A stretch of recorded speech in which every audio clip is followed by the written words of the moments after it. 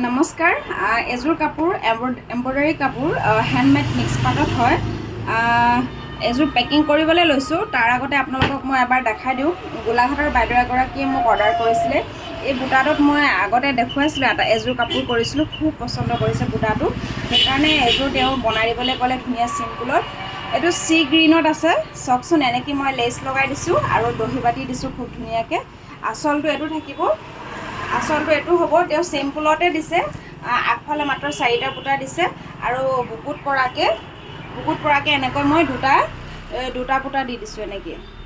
এনেকৈ দুটা থাকিব আৰু মেখেলাখনো এনেদৰে চিম্পুলতে আছে খুব ধুনীয়া হয় এক লাইন থাকিব আৰু ব্লাউজটো তেওঁৰ জোখত চিলাই দিছোঁ এইটো ব্লাউজটো হ'ব পিঠি উঠা থাকিব আৰু